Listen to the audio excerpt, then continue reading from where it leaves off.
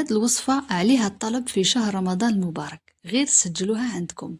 الوصفة هذه يحبوها الكبار والصغار، هي وجبة كاملة تحتوي على الخضر، البروتينات والنشويات. هي كرات البطاطا بالدجاج نطيبوهم كيل غراتان في الفور. هذه رايحة تعجبكم، كنت عملتها وصفة في 2019، هاي لك الصورة تشبه لها، لكن اليوم جبتها لكم بطريقة جديدة ودخلت فيها الخضروات باش نستفادوا منهم. هذه هي الصورة، كريات البطاطا بكريمة الدجاج اللي عملتها في 2019. هنا خديت كيلو تاع بطاطا، راح نغليه في الماء، قطعته طراف صغار، درتلو الملح ونخليها تتغلى حتى تطيب. في مقلة راني حطيت هنا شوية زيت باش تسخن، وقطعت لها بصلة صغيرة كما راكم تشوفوا، هذه بصلة حمراء تمتم تحمرت، هنا ما تحرقتش. فوالا، بعد ما طابت البطاطا ديالي باش ما تغلات مليح، قطرتها مليح، صفيتها مليح بالماء، راح نكراسيها بالفرشيطة ولا بأي أداة عندكم في الدار. راح نزيد لها 2% تاع فرماج مثلث جبن طري، ونصف ملعقة تاع زبدة أو المارغرين. نخلط مليح المكونات، وهنا دقتها شفت بلي خاصة الملح، زدت لها شوية الملح. راح نضيف لها شوية فلفل الكحل، وهنا سنة تاع الثوم رابيتها، ونخلط كل شيء.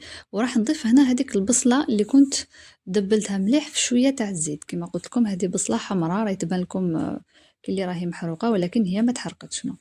وهنا عندي معدنوس، مغرفة تاع معدنوس قطعتها رقيق. راح نخلط مليح هاد المكونات حتى يتجانسوا مع بعضهم ونتحصلوا على بطاطا بيغي.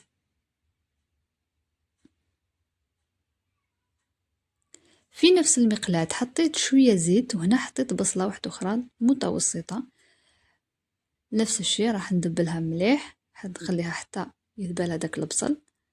من بعد راح نضيف لها نصف صدر دجاج. هنا نصف صدر دجاج يكون شوية كبير، لكان الدجاج ديالكم صغير ديروا صدر كومبلي كامل، صدر كامل. هنا عندي 2 سنة تاع الثوم، راح نقلي مليح الدجاج ديالي مع البصل فوق المقلة.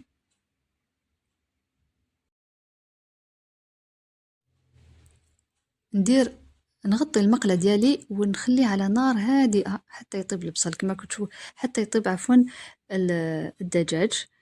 كما كتشوفوا البصل هذاك راه طلق لي الماء، وضفت نصف ملعقة تاع طماطم مصبرة، هنا 2 حبات تاع الجزر سكرفشتهم، و2 حبات تاع فلفل حلو مقطعة مربعات صغيرة. ودايما نطيب على نار هادئة. نجوزو الآن للتوابل. أنا درت ملعقة صغيرة تاع الملح، ملعقة صغيرة تاع فلفل أسود، ملعقة صغيرة تاع توابل الدجاج، وملعقة صغيرة تاع البابريكا، وملعقة صغيرة تاع القزبر المرحي. سمحوا لي برك، بالنسبة للفلفل الكحل استعملت نصف ملعقة صغيرة. هنا راح نضيف نص كاس تاع الماء، ما نعمروش بزاف، جوست باش يطيب لي الدجاج ديالي. راح نغلق عليه، ولا قبل ما نغلق راح نضيف ورقة تاع الرند. من بعد نغطي ونخليه يطيب على نار هادئة حتى يتشرب لي كامل هذاك الماء. لازم لاصوص ما تكونش عندي المرقة فيها. في صينية اللي تروح للفرن ولا في بلاطو بيغيكس ولا اي حاجة، راح ندهن البلاطو ديالي بالزيت، ونرش فوقه شوية تاع لا شابلور، الخبز المرحي.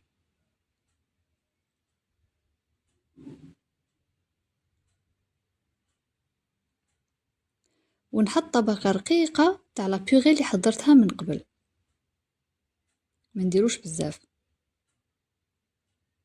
وفوقها راح نحط الدجاج هذاك اللي طاب لي كما قلت لكم ناشف، خليته ينشف كامل من هذيك الماء، وراح نحطها فوق هذه الطبقة تاع البطاطا.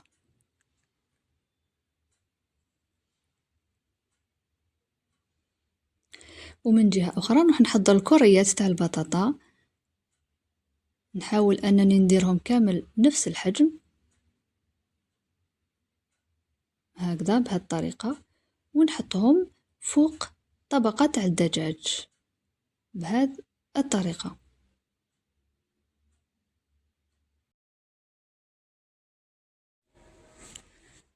دركا نروحو نوجدو الصلصة اللي نحطوها من الفوق. عندي كاس تاع لا كريم فريش ليكيد وكاس تاع حليب. الكيلة اللي استعملت هنا هي كاس تاع اتاي. راح نزيد لها حبة بيض ونزيد لها زوج مثلثات جبن مثلث.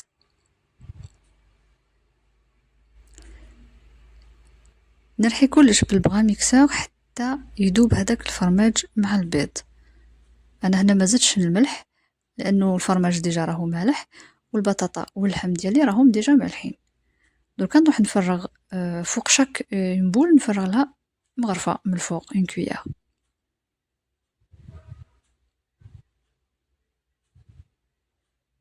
ما تنساوش ديروا لي لايك وتشتركوا في القناة هكذا باش تكبر القناة ديالي من فضلكم. هكذا كما قلت دركا نديروا لها الفرماج. انا درت هنا فرماج شيدار، نتوما ديروا اي نوع تاع الفرماج عندكم، ونحطوها نروحوها نديروها مباشرة في الفرن على 180 درجة. شوفوا الطبقات هنا كيفاش خرجوا، طبقة رقيقة تاع البطاطا من تحت، ونطيبوها على 180 درجة حتى تتحمر تتقراتينا بيان لمدة 25 دقيقة هكذا. بعد ما طيب نزينها بشوية معدنوس ونقطع لكم عن موصو باش تشوفوا.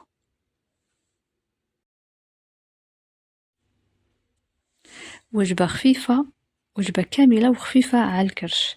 إذا لحقتوا لافان تاع الفيديو نشكركم على المشاهدة، والسلام عليكم ورحمة الله تعالى وبركاته.